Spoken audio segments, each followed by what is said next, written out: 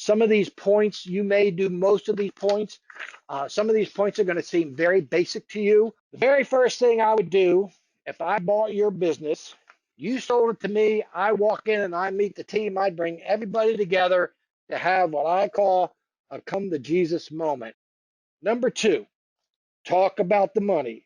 Number three, find out everybody's needs to meet their personal goals and their business goals. Number four, install a whiteboard. Number five, gather all information on the current clients and try to create reoccurring revenue.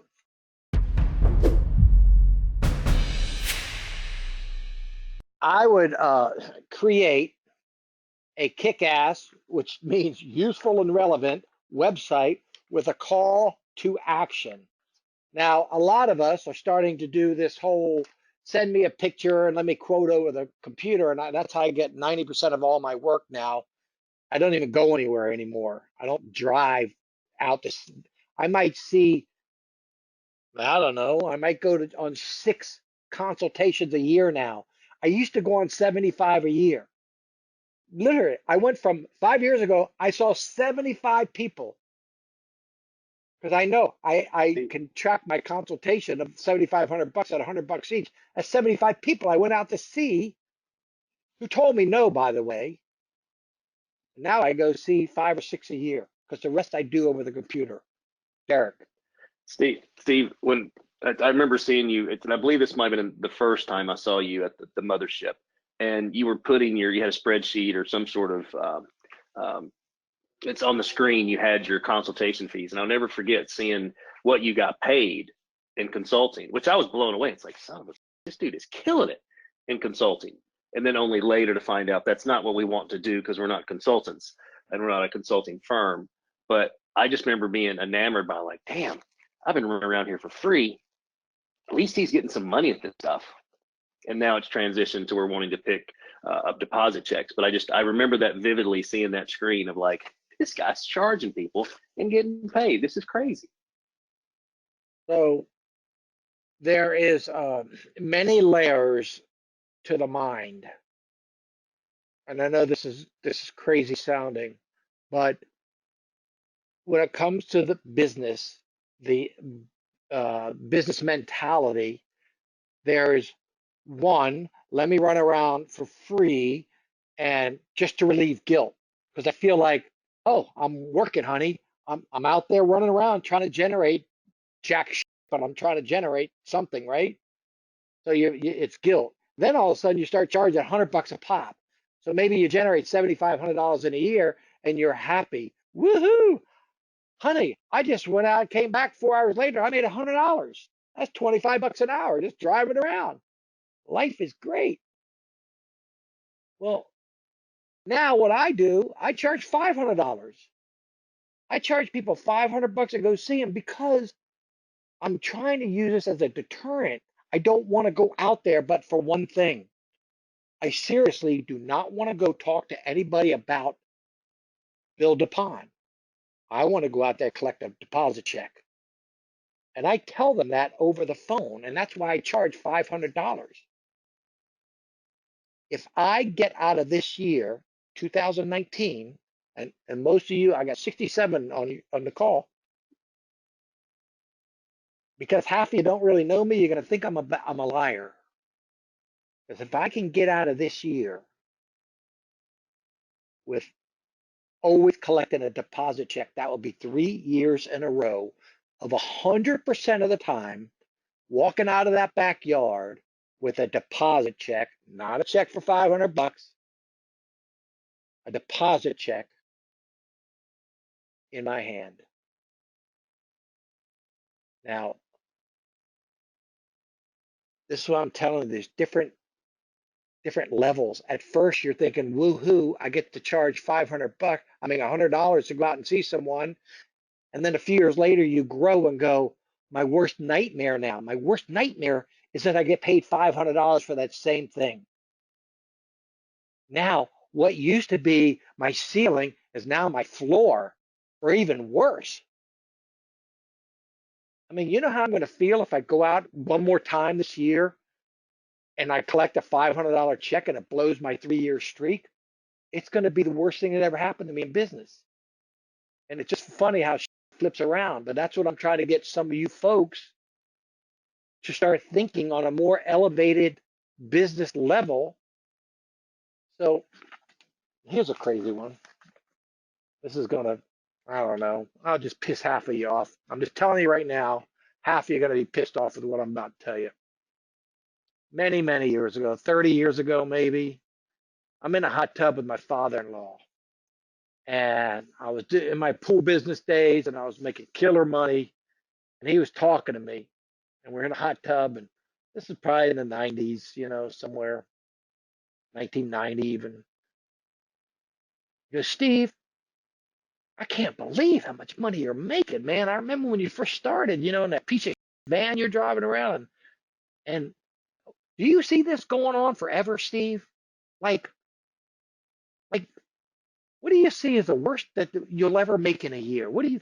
And I looked at him and I said, John, if I ever make $300,000 in a year, that will be a complete disaster for me. He looked at me like I was crazy. But my mind just grew from, I remember the first night outside of college, I spent 20 bucks in a bar. I'm like, Jesus Christ, I cannot believe I spent 20 whole dollars. In college, we could waste it for $1. If I spent $5 in college, that was crazy money. Now I'm spending 20. Now I'm thinking if I ever make only 300,000 in a year, that would be devastating for me. Devastating. How many of you in this group would like to have that true mentality right now? That if you ever made 300,000 in a year as your annual income, it would be devastating to you. You would consider that a total failure. Like that's the bottom, the most bottom I could ever go. I couldn't, oh my God, if I went, this is, they talk about the power of the mind, and this is it all. This is just what you think, whatever you think can be your reality. This is going to sound like one of these secret messages, but I'm just telling you now, I, I wasn't making 200 grand at that time, thinking if I could go to 300, it's going to be disastrous. I was making way more than that. I was probably making five, six, seven, $800,000 a year.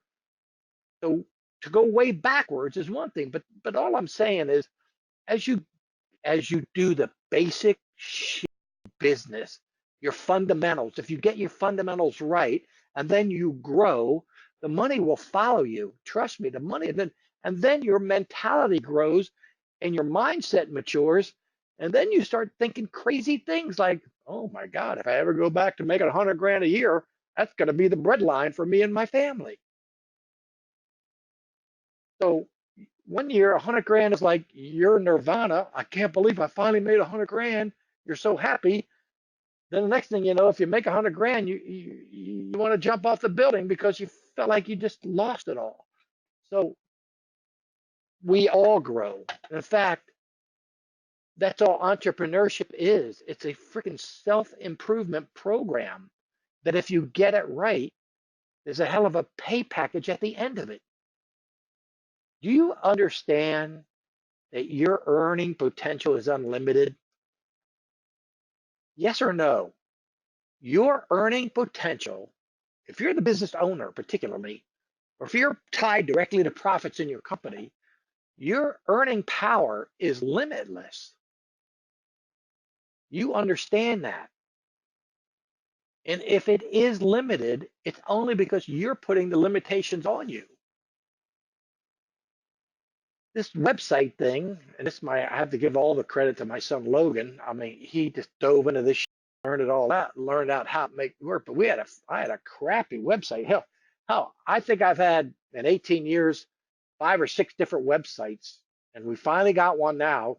If you want to just see what mine looks like, go to premierpond.com, and you'll see what a useful, relevant, kick-ass website looks with a call to action. Most of the referrals I get, in other words, most of the inquiries I get for work just show up on an email. I go to my CRM and there's pictures and everything. I don't talk to these people first. I have to sometimes. They just click the number and they call me and I say, send me some pictures. So there's a step in the between there. But usually they just show up because my website leads them into a call for action to send me some pictures with a problem. So I call them back. We all have a long way to go. Trust me, I have a long way to go because my goals today are so different than they were just a year ago or 2 years ago. So we're all growing on the vine, right? You're either growing on the vine or dying on the vine. Um, Number 7, train all employees. Any employee that comes in contact with the public, your prospects, your people, you teach them the Shin Fu. My people, the guy that digs a ditch, he knows the Shin Fu. This is this is just like some of these higher end hotels. When you go into a nice hotel, even the maid that vacuums the floor, if she makes eye contact with you, she is required to say good morning. Have you ever noticed that? Now, you may not get it at a Holiday Inn, but you probably will too because they understand that's cheap, easy stuff to do. But every single person understands how to ask questions and shut their mouth. That's the essence of the Shin Fu, by the way. How to ask really good questions and shut your mouth. So everybody is on board with that whole philosophy. We understand that not everybody's our customer and that we just want to fill our calendar with the right kind of customers at the right price point for us so are busy every single day. Because when I wake up every day, what is my break even? I want to see if you're listening. Someone put in a chat box, what is my break even every single day? Thomas got it right. $3,200. Oh, a whole bunch of people got it right. Congratulations. $3,200 is what it costs to turn on the light switch in my company. So train them all on the Shin Fu. That means they're all going to be in the bridge. They're all going to role play. They're all going to practice. I mean, my guys, when I was in the field, we practiced every single. When I was going through this 5, 6 years ago, learning all this, developing this whole 5-step system, man, we played every scenario every day, hundreds and hundreds and hundreds of times. Okay. I want you to bid every job at 50%. Now I understand different industries. So if you have some other number like 60 or 70% profit margin, then plug it in there. But I want you to just think about it. And then after you bid it, I want you to report the status to everyone. In other words, do all the paperwork within a week after you finish every job to make sure you actually made the profit margin you wanted to. So, question for you. Had you, from the beginning of your business to today, whatever time span that is, bid every job at 50%, and then within a week, you added the up to make sure you actually made 50% so you could understand what you needed to adjust going forward. Had you done that, would you be a hell of a lot better off today than you currently are had you done this one simple thing? Just try to hit a particular profit margin and then add the up, know your numbers. Yes or no, you'd be a hell of a lot better off today instead of just freaking winging it. Yeah, I got to tell you, half the people in this group would be millionaires today. Thomas says millionaires, and I'm serious. You'd be millionaires. Who would like to be a millionaire? Let's throw that out there. I get a lot of people that tell me, Steve, you're so money centric. Money doesn't mean you know, How many of you would like to be millionaires? And I'll tell you why money means shit, because I want you to hear it from me. My job is to make as much money as I possibly can so I can affect the world around me and the people around me. My job is to share it with all of those around me because I can affect not just my world, I can affect their world. And then they will, you know, affect everyone else's world. And this ripple effect that you'll create by making a boatload and sharing a boatload will just go on well beyond your imagination. And if if you wake up one day and you feel guilty because you got too much money, they have charities. Just give it away to somebody you think can utilize the money better than you. Number 9, set a quarterly brain dump meeting with the entire team. Now we do these things, and we probably do a couple of years, called truth hikes. This is just one of the things where my team, and sometimes we'll get as many as up to 8 guys in the middle of the summer when I bring on some college kids. We just go hiking in the woods. We're hiking single file or 2 abreast down a fire trail because I have hiking trails behind my house, but you can do anything you want. And we just talk. And the idea is that everybody gets to say what they want without judgment from the others. There's no boss. There's no high man or low man on the totem pole. Everybody's equal. And just say what you want so we get it all out. If you have some beef against somebody else, some beef against a company, something you like. And I started all off by having everybody say what they like the best about everybody in the group. So the tone is set with very positive stuff. What do you like about everybody in this hike right now? And everybody says stuff. And trust me, it's hard to come up with good shit. If I said, tell me what you don't like about everybody, everybody they rattle off a freaking, Bible. I said, just tell me the favorite thing you like about everybody. It's a little tougher to do that, but it's a good exercise. So it doesn't have to be a formal meeting, although that's good too. I would do it with a whiteboard. So we just put some crazy ideas up. What's going right? What's going wrong? What do we need to adjust? How am I failing you? If you're a boss, say, how am I failing you? How am I not doing my job? Just tell me. You'll be shocked the answers you'll get when your people feel safe. And that's the number one thing. You need to create a safe place for people to come free. Again, Bridge, you don't know me well, but probably 6, 7 months into my dancing career, I would go in these dance halls and feel very unsafe. I would feel like I didn't deserve to be there. I'm a 60-year-old man, beginner at dancing. There's a bunch of 35-year-old studs who've been dancing 10 years. I'm like, why would these women want to dance with me? I would think like I'm going to ruin all their day. I had all this head trash, right? All this shit going on when I was trying to learn how to become a dancer. And one night, this lady was trying to teach me a move while we were dancing socially on the floor, which is a no-no, but I don't know enough to even know that. And I wasn't getting this move. And it's almost like if you've ever publicly speak and you start freaking out in your head, and all of a sudden you're thinking about all this bad shit that's going on instead of the speech you're supposed to be giving. Has anybody ever been there before? You get so nervous up in a crowd talking to people that your brain just turns to mush, and it's a terrible feeling. And you're just not focused. Well, that's what was happening to me on the floor.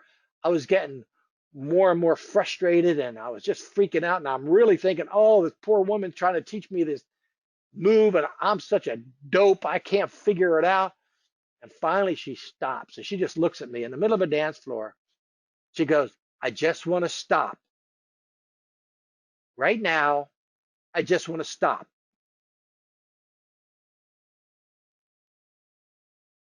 I looked at her, dumbfounded. She totally crushed my spirit. I'm already on the edge. I'm like, okay. I walk off the floor. I sit down. I remove my dance shoes. Yes, I have dance shoes. Put my regular shoes on there and go, you know what? That's it. I don't need this. I got so much good stuff going on in my life. I don't need to be made to feel like this, like the biggest loser in the room. I'm halfway through my half-hour drive home and a light bulb goes off. I'm like, you know what?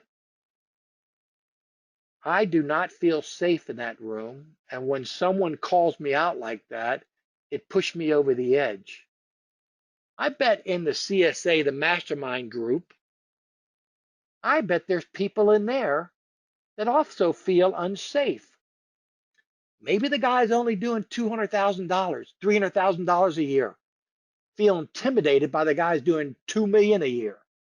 You know, those of us knocking out 300,000 a year or looking at the $3 million a year companies going, why would they want to hang out with me? I have nothing to offer. They're so big and bad up there. And I said, you know what? I'm going to go back. And the very next day, I had my webinar. I said, I'm going to create a safe zone right here, right now. I don't give a shit who you are, who you think you are, how much money that you make, particularly on the top line. None of that matters. Because we got some people making about $300,000 a year, but guess what? They're putting $1.80 in their pocket, working 5 days a week, going on their boat for 2 days a week. See, they're doing everything they want to do, and that's a winner. They don't need to be intimidated that they're not doing 3 million a year, that they're only doing 300,000 a year. They don't need that. So by me, I know why. I know why I started dancing and all that negative I went through. I know why it all happened. It happened so I could help improve the CSA. You see, I'm over here telling you guys in the CSA, stand up, charge 50%, add your, build a team, be proud of yourself. I'm telling you all this stuff, but yet I'm being a freaking hypocrite. I go over to this dance world and I'm the world's biggest sissy wallflower you'd ever want to meet. And I'm in there going, this whole room of people, 100 people in the room, they don't know me. They don't think ill of me. This is all in my head. And I know it's in my head, but I can't get it out of my head. I can't get it out of my head. I'm feeling unsafe and inadequate and like a biggest loser piece of shit on this planet right now in this room. And it's a lesson I needed to learn. And I'm still learning because I could take my piece of mindset and understand that a bunch of you have that same feeling. And because I'm going through the same thing you're going through, head trash is the nice name that we use for it. Okay. I can better help you out with all that. Because it doesn't matter where you think I am or where I've come from or where I'm going. I am you. You just don't know I'm you. I got close one door, open another door. I get to be a whole different person. So this brain dumping allows everybody in your company to openly talk about what's going on. Because again, your goal is to have everybody going in the same direction, on the same page, feeling good about themselves. And my 10th and final point here is to just basically know your numbers. Install QuickBooks or something similar. I don't really care which accounting software you use, and understand when I had my big bad $12 million a year swimming pool, I had a full-time bookkeeper. QuickBooks wasn't even invented when I sold it in 1995. So when I started the pond company in 2001, I had to learn all this myself. I just called my accountant up. Hey, I know enough to know that I got to keep track of what do I do? Get QuickBooks Pro. Okay, I got QuickBooks Pro. Now what do I do? And I hired his bookkeeper helped me out. I did some online tutorials. You just learn this. You just have to learn it. You don't have to learn it, but you know what? Somebody you trust better know it. Someone you trust better know your numbers. Because if you don't know your numbers, you do not have a business.